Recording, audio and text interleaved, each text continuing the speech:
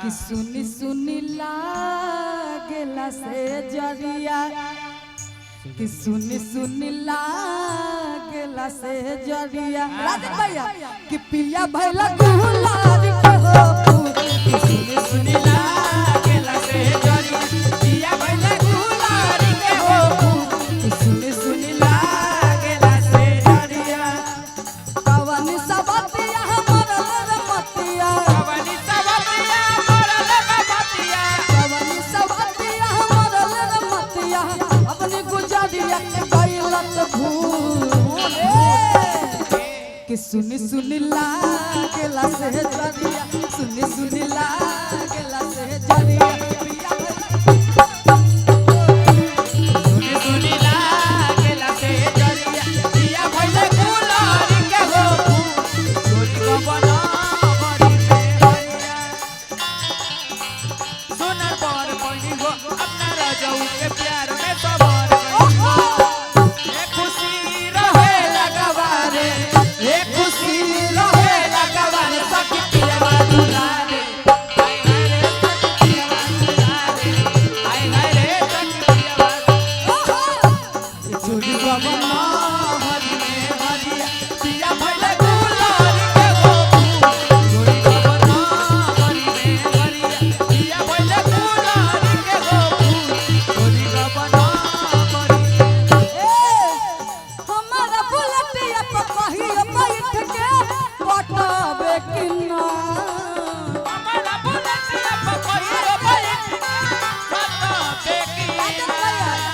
हमारा बुलटिया पकहियो बैठ के पटावे किन्ना सटबे औरत के भाव लेकिन लइका बड़ा प्यार से कहत का इधर आइए हमारा बुलटिया पकहियो बैठ के पटावे हमारा ए भाई अरे साउंड वाले भाई हाय लो अरे सीना में सही दर्द है और वो पाट दीजिए इधर आइए ना रानी जी हाँ बाकी ज्यादा धक्का में नहीं दिशा जी और काजल जी आप लोग भी इधर रहिएगा हां जो पॉइंट इधर से आइए हाँ कि हमारा बुलटिया पकहियो बैठ के पटावे कि ना हाय लो पटावे कि ना बोल बोल के पता रखी रे पतर की बोल बोल के पता रखी हमारा से पटावे कि ना बोल बोल के पता रखी हमारा से पटावे कि ना चोरी का बना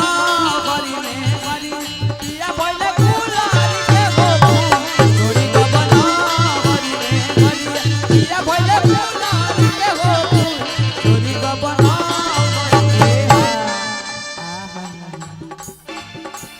हाय 20 बड़े पड़ता है अब आगे जी रोल में अब दिखा दिया अपन हाँ ये जब तक हमारा नहीं बना था मुझे सपोर्ट ही नहीं मिला बाकी काजल जी बड़ा सुंदर कान में के झुमका पहनी है झुमका नहीं है टॉप से बाकी आपके लिए आपके अपने पति देव से कह रहे हैं पता है क्या हायरा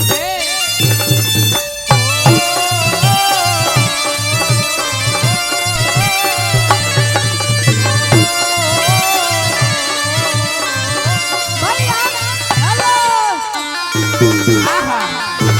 हायरा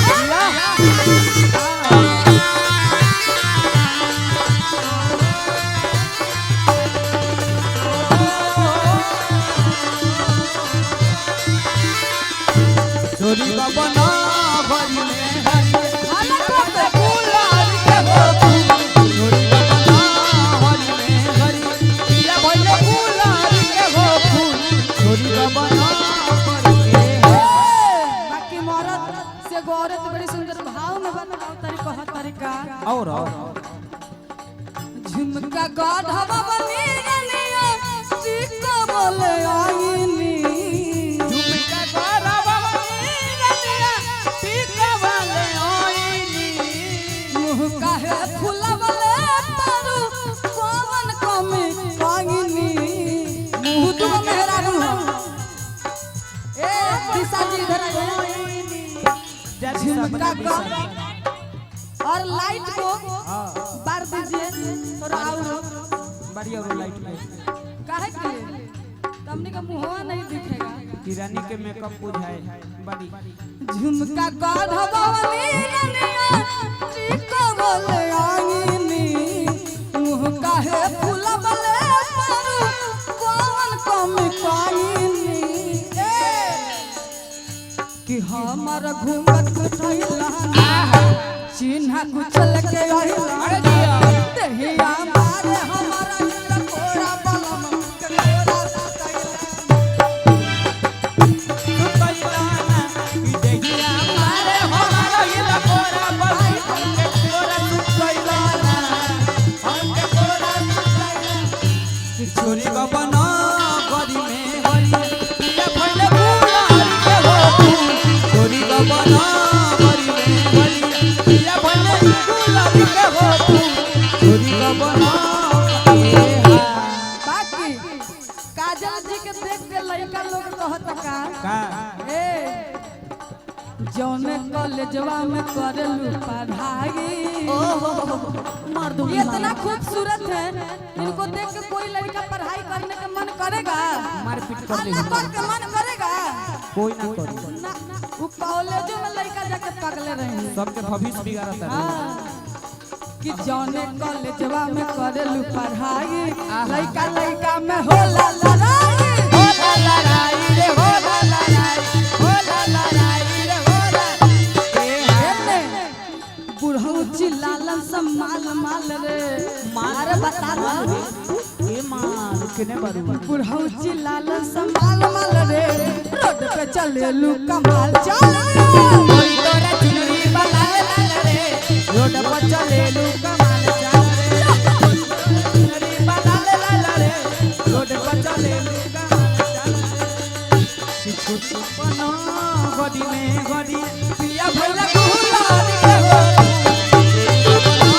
गडी में गडी पिया भइले गुलारी के हो छोरी का बना बाकी हमारे बीच में बहुत अच्छे हमारे बड़े भाई हमारे गार्जियन और बहुत अच्छे राइटर हमारे जितेंद्र भैया जितेंद्र जख्मी जी बैठे हैं आपको फिर से प्रणाम है मेरे लिए भी बहुत अच्छे अच्छे गाना लिखे हैं बाकी उनका गाना जितना गोलू जी गाए हैं आज सुपर डुपर हिट है हाँ मिलियन नहीं बिलियन में भी पहुंच गया है बाकी औरत बड़े सुंदर भाव में बताओ तेरी दिशा जी बहुत तरीका कैसे जदी बहरा से घरवा न आईबा पिया यदि बहरा से घरवा न आईबा पिया यदि बहरा से घरवा न आईबा सच कहतनी जिंदा न पैबा पिया सच कहतनी जिंदा न पैबा पिया सच कहतनी जिंदा न पैबा जदी बहरा से घरवा न आईबा पिया सच कहतनी जिंदा न पैबा पिया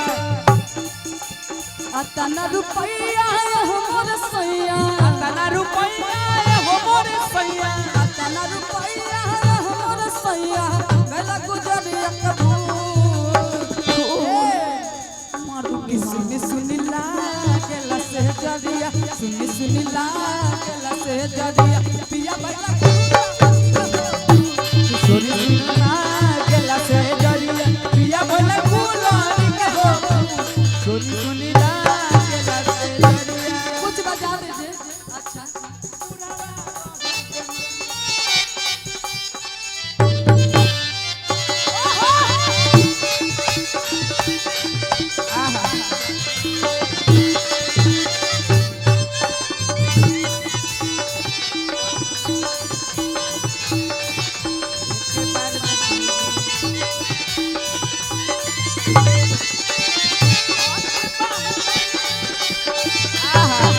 असली नाच धुन बा अरे सुनी लागेला से जरिया पिया भइले गुलारी के हो छोरी का बना गरी में गरी पिया भइले गुलारी के हो छोरी का बना गरी में बाकी रात भर सैया हम पर टेम्परेचर या क्या जय सर रात भर सैया हम पढ़ टेम्परेचर रात भर सैया हमर बड़े टेम्परेचर रात भर सैया हम पढ़ टेम्परेचर थोड़ा सा निनाल वाला भैया और तबला भैया वाले भैया को देख लिया करिएगा। उस साउंड वाला मानी है कब जब रहुआ एगो माला पहना के 100 रुपया कहे के बा कि रात भर सैया हम पढ़ टेम्परेचर रात भर सैया हमर बड़े टेम्परेचर रात भर सैया हम पढ़ टेम्परेचर तू धरा अरे दिया तू दरा बेला तोले तू दरा बेला तोले